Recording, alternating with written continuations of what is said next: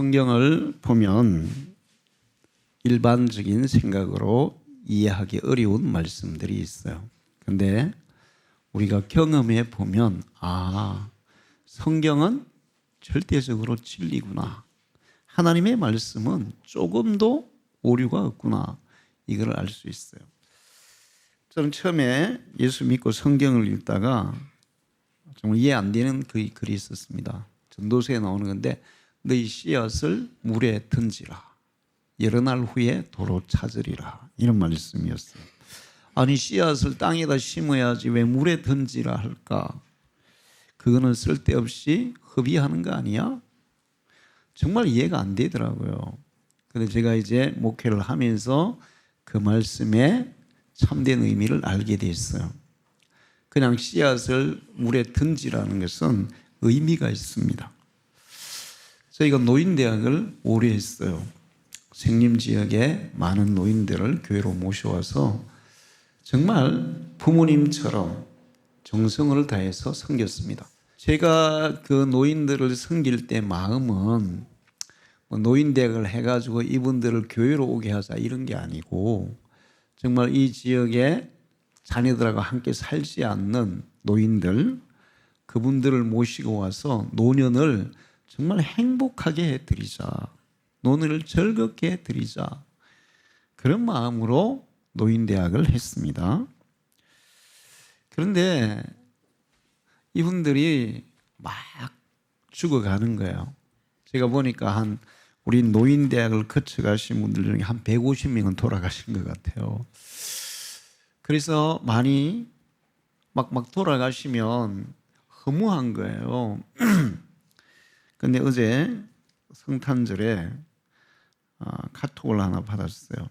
우리 송기복 할머니 잘 아시죠? 우리 노인대학에 정말 애정이 많으신 분이었고 또 우리도 부모님처럼 잘 섬겨드렸던 분이에요. 근데 그분이 돌아가셨잖아요. 근데 그 큰딸이 카톡이 왔는데 목사님, 우리 어머니가 마지막에 예수님을 믿고 구원을 받아서 너무 감사합니다. 그 다음에 그 어머니로 인해서 큰아들이 얼마 전에 돌아가셨는데 큰아들도 예수를 믿고 구원을 받으셨어요. 할렐루야. 아주 그 카톡을 받는 순간에 그래. 물에 던진 씨앗도 결실하는 때가 있구나. 근데 그 씨앗 하나만 결실하는 게 아니고 그것을 통해서 또 다른 주위의 사람들이 구원을 받는구나. 우리가 하는 모든 주님을 위한 수고와 전도와 봉사와 헌신은 절대로 헛되지 않은 줄로 믿으시기 바랍니다. 아이들도 그래요. 처음에 우리 교회를 개척하고 이제 초등학교 아이들이 많이 왔었어요. 그리고 이제 그 아이들 중에 어떤 아이들은 제가 중학교 가서 공부도 가르치고 막 이렇게 했습니다. 그런데 이제 이쪽 지역의 아이들이 부모님들이 안 믿다 보니까 중학교 가면 초등학교 가면 교회를 와요. 제가 이제 아이들 데리고 울릉도 말고 안 가본 데가 없어요. 전국 우리나라는 제주도까지. 동해안으로 서해안으로 동굴 탐사, 갯벌 탐사 등등 서울부터 안 가본 데가 없어요. 나는 아이들의 시야를 넓혀주기 위해서 그랬어요.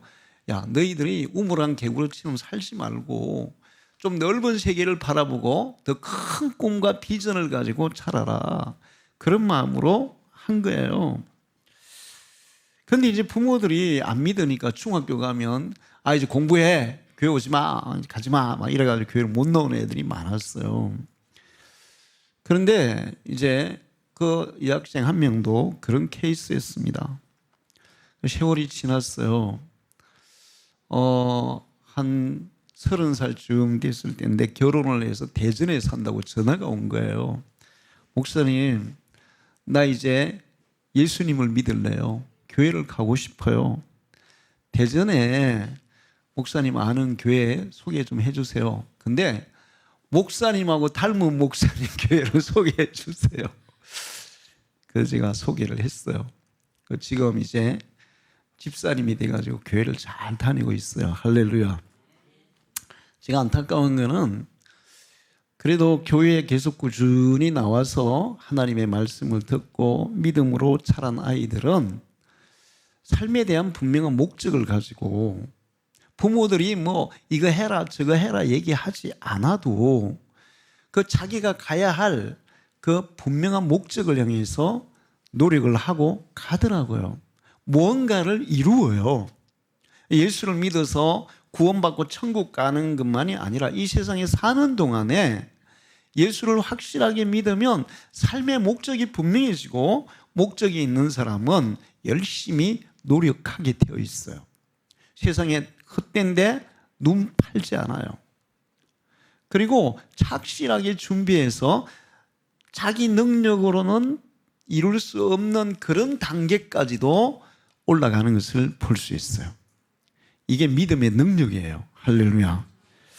우리가 아이들에게나 어른들에게 하는 모든 것들이 절대로 헛된 게 아니라 엄청나게 귀한 투자라는 사실을 기억하시고 이 자부심을 가지고 더 열심히 하시기를 축원합니다. 요즘 이제 성탄절 발표 같은 거 잘 안 해요. 교회들이 그냥 뭐 대충 떼우고 넘어가죠. 근데 우리가 이제 왜 이거를 계속 하려고 그러냐 하면 그걸 통해서 하나님도 기뻐하시겠지만 아이들에게 그 좋은 추억, 아름다운 추억 이런 것들을 남겨주고 싶은 거예요. 가끔 가다가 연예인들이나 이런 사람들 간증을 들어보면 내가 어릴 때 교회에서 무용도 하고 노래도 하고 연극도 하고 그랬던 것들이 내가 이렇게 연예인이 되는데 엄청 도움이 됐어요. 그때 그 아름다운 추억들이 내가 지금 인생을 살아가는데 너무 큰 도움이 됐어요. 그런 고백을 하는 사람들이 있어요. 얼마 전에 어떤 분이 그런 얘기를 했다더라고요. 행복한 인생이 뭐냐? 응? 성공한 인생이 뭐냐? 좋은 추억을 가지고 사는 사람이다. 이런 얘기 했대요. 할렐루야. 좋은 추억을 만들어야 돼요. 어떤 은행 트리범들이 은행을 털었어요. 벽을 부수고 들어가서 은행 큰 거를 여는데 요즘 뭐 첨단 장비들이 많잖아요. 막 이렇게 해가지고 막 이 큰 거를 여는데 안 열리는 거예요. 아무리 애를 써도 안 열리는 거예요. 그러면서 이제 밤새도록 했어. 안 열려. 그 너무 시간이 지체되는 바람에 그냥 경찰에 체포돼 가지고 다 감옥으로 갔어요. 근데 아침에 출근할 때가 내가 은행장이 온 거예요. 은행장이 와가지고는 은행장은 10시 안으로 딱 여니까 그냥 그 10시를 딱 여니까 바로 그 밤새도록 못한 큰 거가 활짝 열리는 거예요. 인생에도 그런 게 있어요. 인생을 여는 열쇠가 있어요. 내가 노력하고 애쓰고 막 머리를 싸매고 막 고민하고 막 해도 이 해결이 안 되는, 안 열리는, 닫혀 있는 그런 문들이 있거든요. 그런데 그 모든 닫혀 있는 인생의 문을 여는 만능 열쇠가 있어요. 예수 그리스도예요. 할렐루야. 우리 인생의 해답, 우리 인생의 닫힌 문을 여는, 정말 간단하게 여는, 그래서 예수님이 나는 문이다 이렇게도 얘기했어요. 예수님이 우리의 인생의 문을 여시는 분이에요. 그 예수 그리스도의 열쇠를 가지고 살아가면 여러분의 인생이 활짝 열릴 줄로 믿습니다. 그래서 김중곤 목사님이 이렇게 있어요. 이 CCC를 만드신 분이, 한국 CCC를 만드신 분이야. 그 대학생들 이제 CCC 여름에 수련회 하면 한 번에 2만 명씩 막 와가지고 그 미류나무 아래에서 막 이렇게 CCC 그 연합 수련회를 하고 그랬어요. 그 수련회 때 김중근 목사님이 앞에서 구호를 하면 학생들은 대답을 하는 거예요. 그런데 대답은 백문일답이야. 목사님은 100개의 질문을 하면 학생들은 단 한 가지로 대답하는 거예요. 그 단 하나의 대답이 뭐였을까요? 예수 그리스도였어요. 목사님이 이렇게 얘기하는 거예요. 우리를 보고 가장 기뻐하시는 분은 누구십니까? 여러분 한번 해보세요. 자, 제가 질문할 때 여러분이 해보세요. 우리에게 발벗고 달려오시는 분은 누구십니까? 이 땅의 모든 민족이 돌아가야 할 곳은 누구십니까? 이 땅의 모든 통치자가 두려워해야 할 분은 누구십니까? 내가 평생 알아가기 원하는 분은 누구십니까? 나를 잘 알고 인도하시는 분은 누구십니까? 가장 높은 곳에서 찬양받으시는 분은 누구십니까? 우리의 구원을 완전히 이루시는 분은 누구십니까? 천국의 주인은 누구십니까? 사탄이 두려워하고 마귀의 마음을 낙심시키는 이름은 누구십니까? 내 잔을 넘치게 채우시는 분은 누구십니까? 나에게 놀라운 일을 행하시고 지금도 행하시는 분은 누구십니까? 나를 절대로 떠나지 않는 분은 누구십니까? 어둠과 절망과 질병과 죽음이 나를 묶지 못하게 하시는 분은 누구십니까? 할렐루야. 저는 이 지금 얘기하신 거 있잖아요. 이런 것을 다 경험했어요. 진짜 어둠, 절망, 질병, 죽음이 나를 묶지 못하게 하신 분이 예수 그리스도예요. 할렐루야. 아마 저는 예수님이 아니었으면 고등학교 때 죽었을 거예요. 이번에 성탄절에 카톡을 했는데 경상대 교수로 있는 송도순이라는 친구가 있어요. 근데 이제 그 친구가 나 고2 때 이제 몸이 안 좋아가지고 이제 교실에서 이제 쓰러졌어요. 그랬더니 이 친구가 나보다 덩치가 작았어, 키가. 그래가지고 세영아 키 좀 컸더나. 그 교수. 키가 작은 나를 업고 막 뛰었어요. 그래서 내가 어제 그 카톡에도 보내서 친구야, 그때 내가 참 고마웠다. 나 항상 그거 기억하고 있다 그랬더니 야, 네가 그걸 그래 기억하고 있냐? 근데 나는 네가 기억한 것보다 더 기억나는 게 있다. 내가 옛날에 너희 집에 시골에 너희 집에 갔었다. 거기서 하룻밤 잤는데 그게 난 더 기억난다. 어쨌든 그때 죽었을 거예요. 근데 죽음이 나를 묶지 못하게 하시는 분, 나에게 생명이 되시는 분이 예수님인 줄로 믿습니다. 자, 오늘 성경 말씀을 보면 지극히 높은 곳에서는 하나님께 영광이요 땅에서는 기뻐하는 사람들 중에 평화로다, 이렇게 얘기했어요. 예수님이 이 땅에 왜 오셨나? 예수님은 하나님이세요. 그 하나님이 사람이 되셔서 이 땅에 오신 분이 예수 그리스도이세요. 그럼 왜 그분이 사람이 되셔서 이 땅에 오셨나? 이유는 우리에게 평화를 주기 위해서라는 거예요. 할렐루야. 참된 평화, 진정한 평화를 주기 위해서 이 땅에 오셨다고 말씀하고 있어요. 그런데 예수님이 평화를 주기 위해서 이 땅에 오시고 십자가를 지시고 우리 대신 죽으시고 부활하시고 모든 것을 다 이루셨는데 지금 이 땅에 평화가 있어요, 없어요? 평화가 없어요. 응? 세상에 온통 전쟁과 다툼과 분열과 싸움으로 가득 차 있어요. 우리나라도 지금 전쟁을 하고 있어요. 사람들이 양쪽에 좌우로 나눠가지고 보수, 진보, 좌파, 우파 그러면서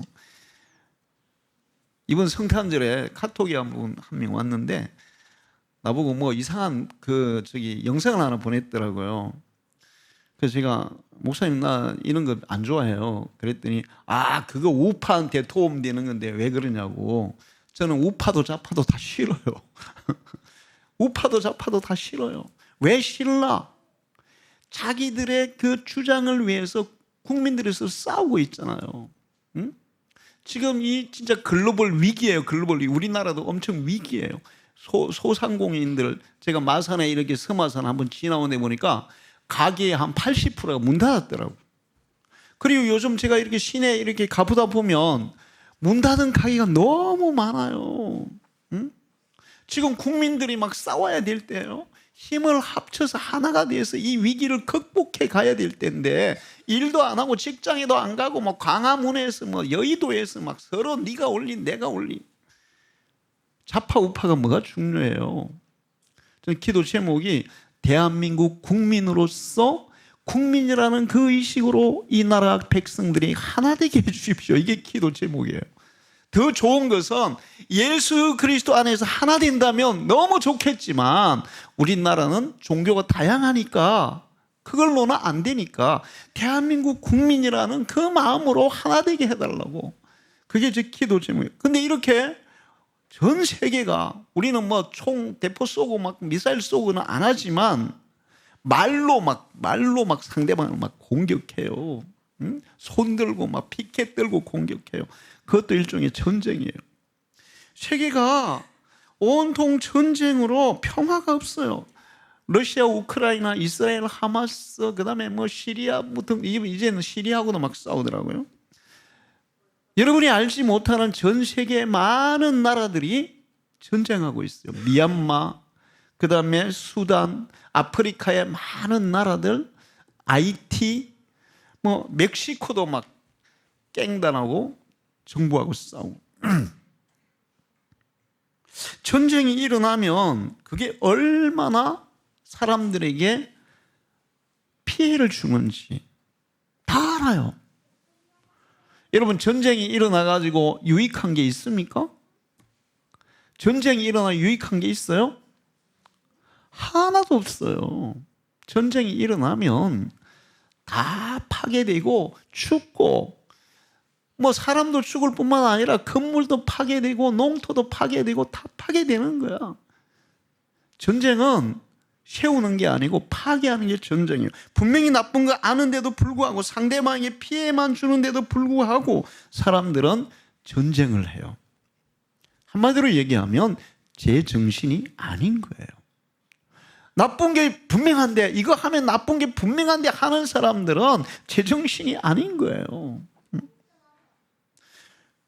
그리고 이런 나라 간의 민족 간의 전쟁뿐만 아니라 요즘은 젠더 갈등이라고, 남자와 여자, 남성, 여성, 그 다음에 또 지역 갈등, 계층 갈등, 세대 갈등, 빈부 갈등, 온통 갈등과 다툼과 싸움으로 가득 차 있어요. 도대체 성탄절에 예수님이 이 세상에 평화를 주기 위해서 왔는데 왜 평화는 없고 이렇게 전쟁으로, 다툼으로, 분쟁으로 가득 차 있을까? 한 가정에도 그래요. 부부간에 계속 다툼이 있죠. 부부가 정말 화목하게 서로를 아끼고 사랑하면서 사는 가정이 얼마나 될까요?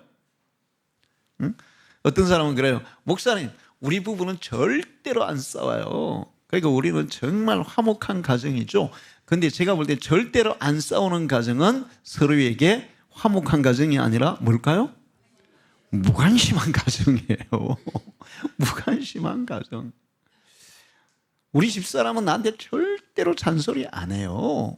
그러면 뭐예요? 포기했다는 거예요. 포기했다. 관심 없다는 거예요. 부모와 자녀 간에도 얼마나 갈등이 많은지 몰라요. 얼마 전에 어떤 부인이 저한테 얘기했어요. 자기 딸이 고등학교 1학년인데 너무 말을 안 듣는데, 응?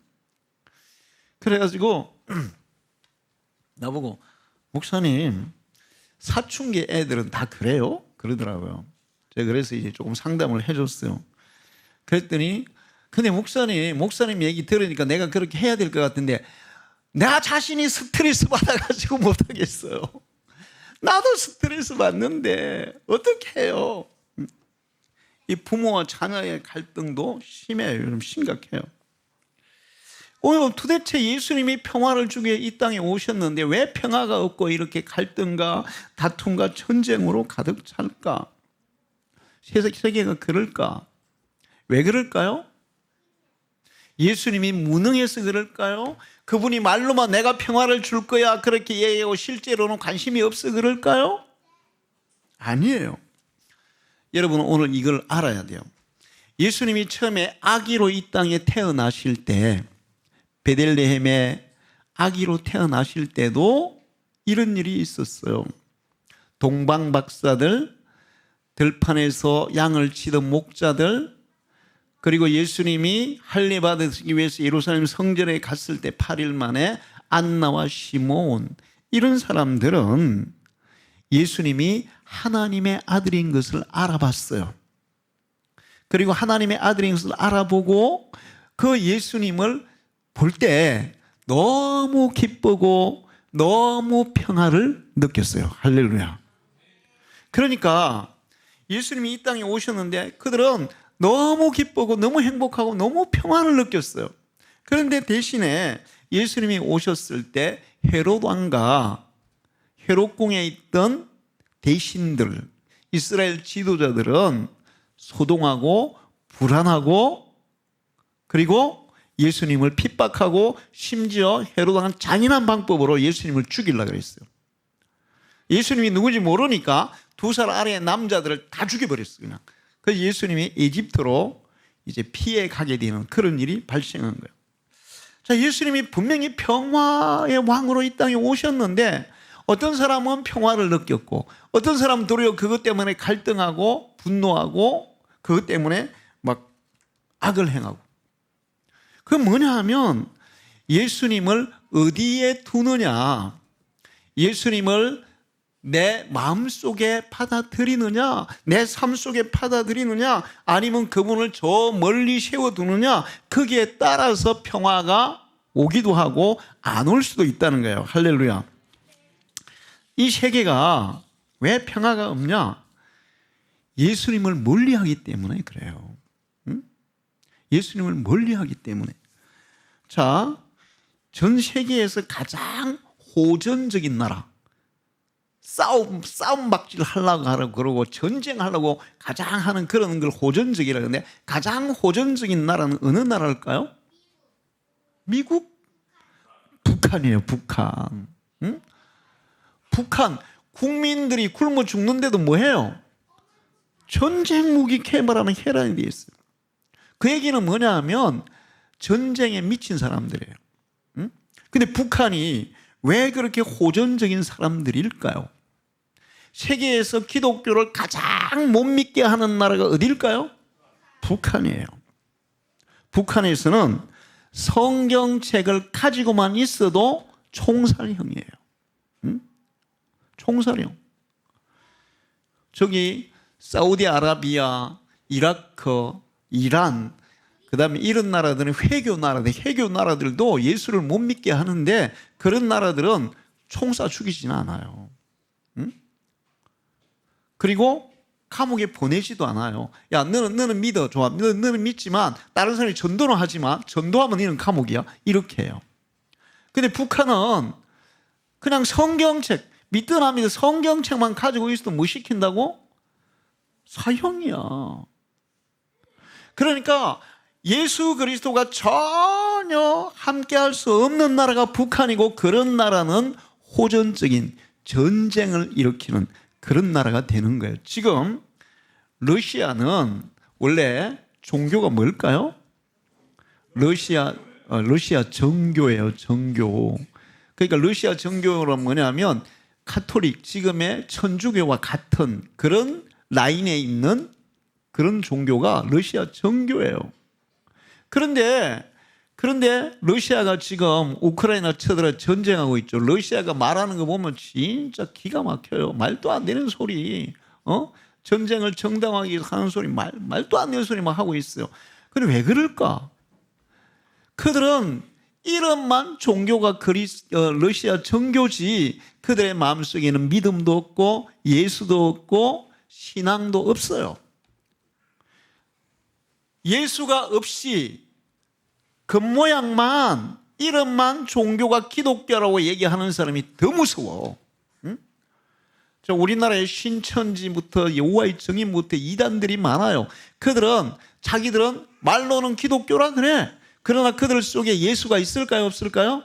없어요. 저는 그분들하고 얘기해 보거든요. 그분들이 어디 전도하면 다른 분들은 막 도망가는, 저는 가가 일부러 찾아가서 막 끝까지 막 성경책 펼쳐가지고 여기 보세요, 여기 보세요. 이 성경 말씀이 이렇게 돼 있는데 왜 이거 안 믿습니까? 근데 그분들하고 얘기하다 보면 결론이 뭔지 아세요? 그들은 말로는 하나님 믿는다 예수 믿는다 하는데 실제로는 따지고 들어가면 안 믿어요. 예수가 없는 무늬만, 모양만 기독교인이 안 믿는 사람은 더 무서운 거예요. 그러니까 진정한 평화는 예수가 그들 속에, 그 마음 속에, 그 가정 속에, 그 나라 속에 없기 때문에 평화가 없는 거예요. 예수가 있는 곳에는 평화가 임하는 줄 믿습니다. 자, 이제 용원아 그 그림 띄워야 되는데,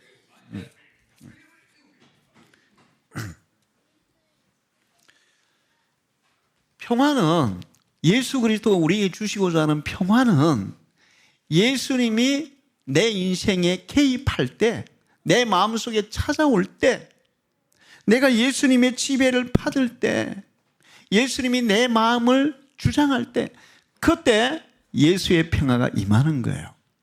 그리고 가정에도 마찬가지예요. 예수님은 우리 개인에게만 평화를 주기 위한 것이 아니라 가정에도 평화를 주시고 나라에도 평화를 주시기 위해서 왔어요. 근데 가정이 평화로우려면, 저기 그림의 글을 한번 읽어보세요. 다 같이 시작. 그리스도는 이 집의 주인이시오, 식사 때마다 보이지 않는 손님이시오, 모든 대화에 말없이 듣는 이시라. 그게 무슨 얘기냐면 예수님이 우리 집에 주인으로 계시는 가정. 그래서 남편도 아내도 예수님을 항상 믿고 생각하는 가정, 자녀도 부모도 예수님을 믿고 생각하는 가정, 그런 가정에는 평화가 이루어질 줄 믿습니다. 예수님이 주인이 되면 평화가 이루어지는 거예요. 그런데 예수님이 평화를 주기 위해서 왔어도 예수님하고 상관없으면 평화가 이루어질 수가 없어요. 예를 들면 이런 거예요. 여러분이 목이 엄청 말라요. 지금 목이 엄청 말라요. 그럼 뭐가 필요해요? 물이 필요하죠. 근데 여기 이게 생수라 그렇죠. 생수그릇. 이 생수그릇, 생수가 가득 담겨 있어요. 응? 그런데 지금 목이 마르고 생수가 여기 있어. 여기 있어.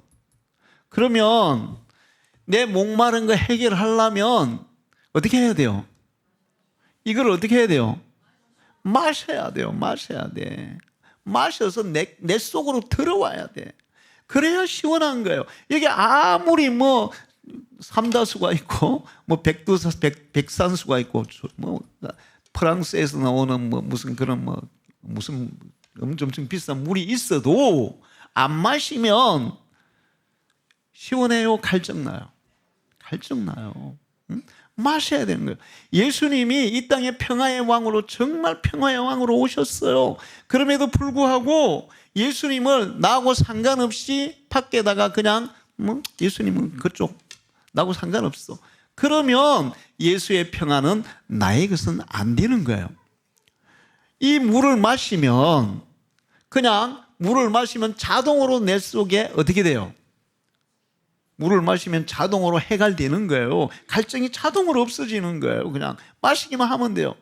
내 마음이 불안하고 두렵고 염려되고 막 짜증스럽고 걱정되고 막 그럴 때 예수님이 내 마음속으로 찾아오시면, 여러분이 정말 마음을 열고 예수님을 내 마음속에 주님으로 영접하면, 그러면 그 모든 그 갈증과 같은 그런 마음의 고통들이 씻은 듯이 사라질 줄 믿습니다.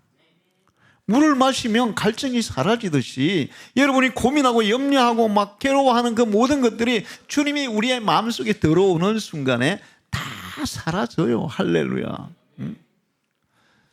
사모님도 종종 그런 경험을 해요. 기도하다가 주님이 말씀하시는 거.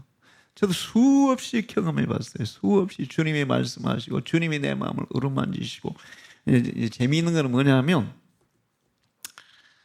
제가 막 고민되고 힘들고 너무너무 막 힘들어. 너무너무 힘들면 기도가 잘 나올까요? 안 나올까요?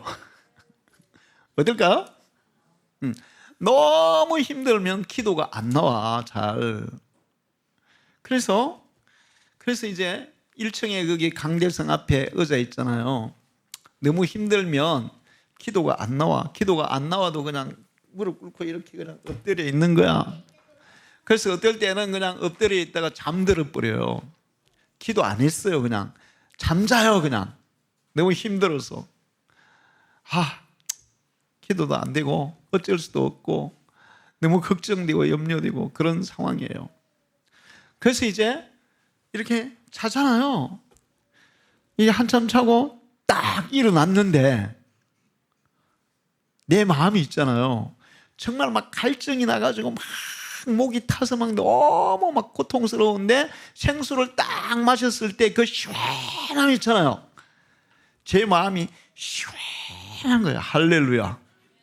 내가 잘 때도 주님이 내 마음을 만져주신 줄로 믿습니다.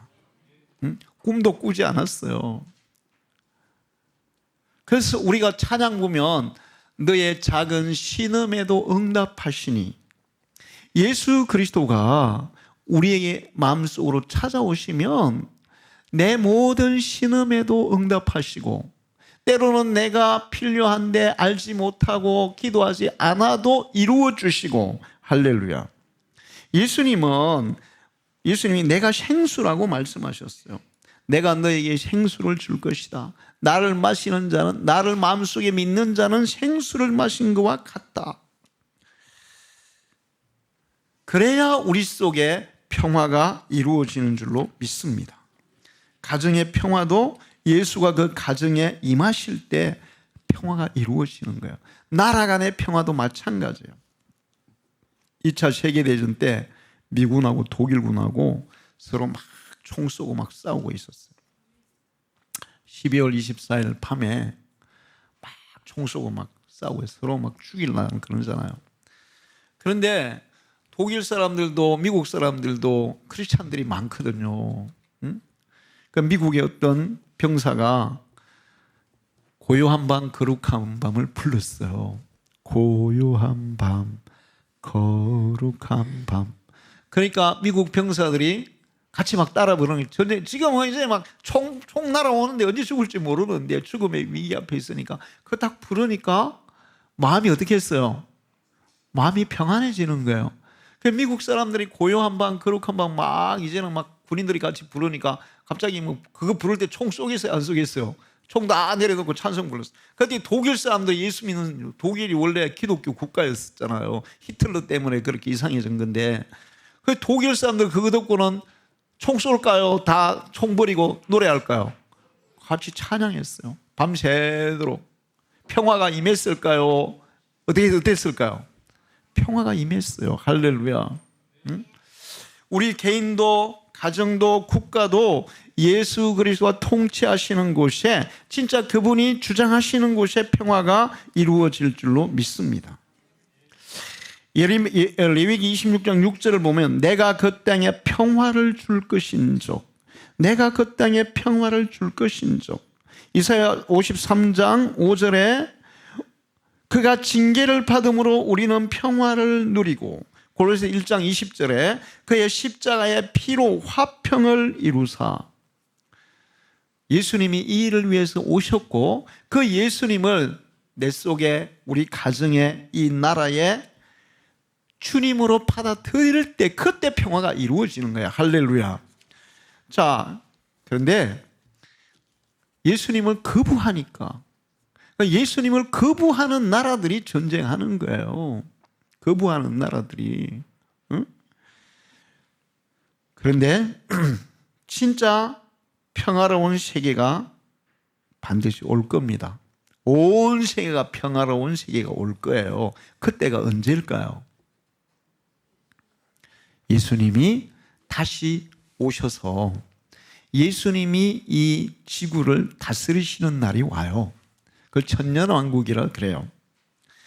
예수님이 다시 재림하셔서 이제 예수님이 직접 왕이 되셔서 이 지구의 모든 나라의 왕의 왕이 되셔서 이 지구를 다스리는 날이 와요. 천년왕국의 때가 와요.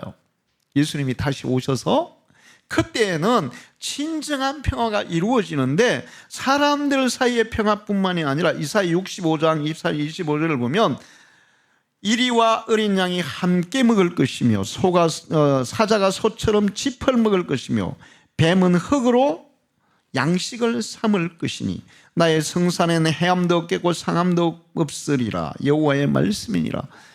예수님이 통치하시는 때, 그때에는 동물들도 서로 잡아먹지 않는데, 사자와 어린 양이 함께 뛰노는데, 어린아이가 독사굴에 손을 넣어도 물지 않는데, 그 나라는 주님이 다시 오셔서 세우실 때예요. 할렐루야.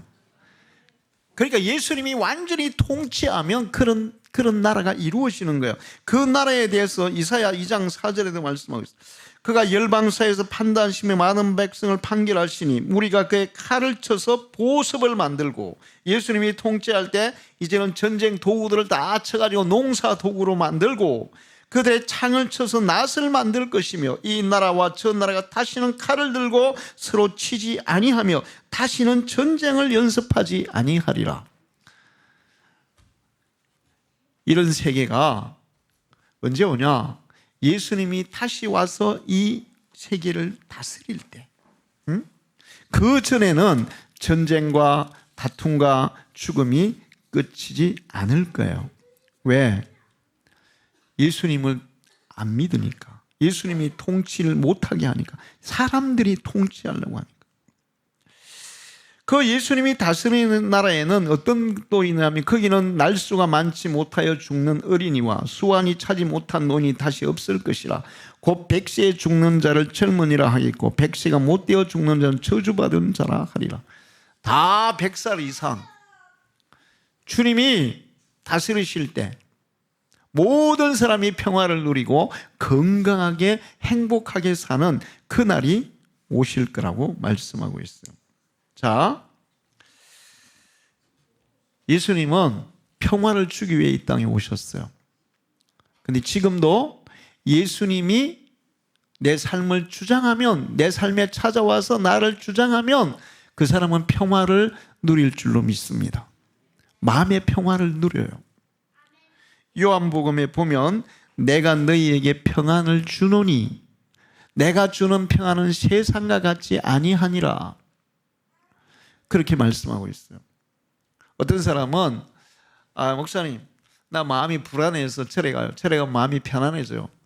그 절에 가서 잠깐 있으면 그 순간에 마음이 편안할 수도 있겠죠. 목사님, 나는 마음이 불안해서 교회 가요. 교회 갔을 때는 평안해요. 자, 그런데 절에 가든 교회 가든 저기 사원에 가든 회교 사원에 어디를 가든 거기 가서는 잠깐 마음이 평안할 수 있어. 근데 다시 현실로 돌아오면 마음이 불안해질까요? 계속 평안할까요? 불안해져요. 그게 세상이 주는 평화예요. 내가 주는 평화는 세상이 주는 것 같지 아니하니라.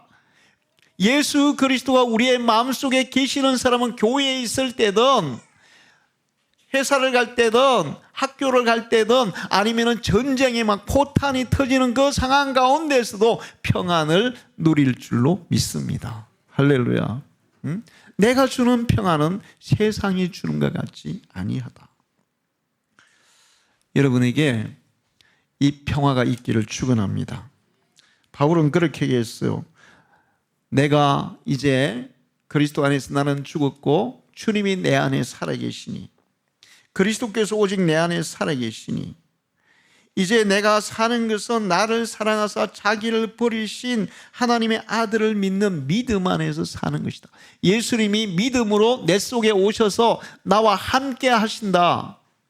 이 고백을 할 수 있는 사람이 이 평화를 누리는 거예요. 여러분이 이 평화를 누리시기를 축원합니다. 우리 찬송 108장 3절을 한번 불러보겠습니다. 3절.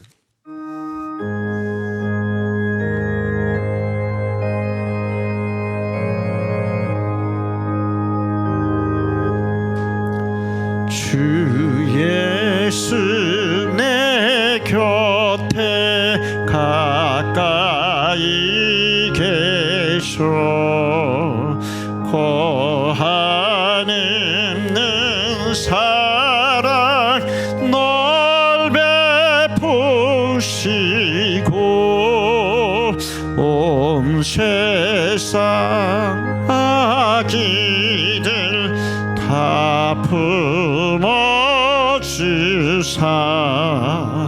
주 품 안에 안겨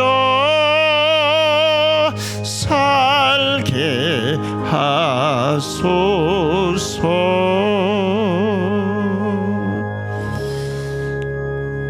어린아이가 가장 평안할 때는 엄마 품에 있을 때예요. 세령이 보면 아무것도 모를 때는 누구한테나 막 잘 가. 근데 요즘은 다른 사람한테 잘 안 가요. 누구한테 있을 때 제일 편안해요? 엄마 품에 있을 때. 우리가 가장 평안하고 평화롭고 안정된 순간은 예수 품에 있을 때예요. 할렐루야. 기도하겠습니다. 하나님 아버지, 오늘 성탄절을 맞이하여 하나님 앞에 감사의 예배를 드립니다. 주님께서 우리에게 평화를 주기 위해서 이 땅에 오셨습니다. 그러나 예수를 거부하는 자들에게는 평화가 없고 도리어 전쟁과 다툼과 분쟁만 있습니다. 예수님이 우리를 주장하실 때, 또 우리가 주님의 품 안에 있을 때 진정한 평안과 평화가 주어지는 줄로 믿습니다. 우리는 믿음으로 주님 안에 거하는 자가 되게 해 주옵소서. 뿐만 아니라 예수님이 우리 모든 인생의 만능 열쇠인 것을 믿습니다. 주님이 여시면 어떤 닫힌 문도 열려질 줄 믿습니다. 주님이 닫으면 열 수가 없습니다. 우리가 인간적으로 아무리 애쓰고 수고하고 힘을 다해도 열지 못하는 문들이 있습니다.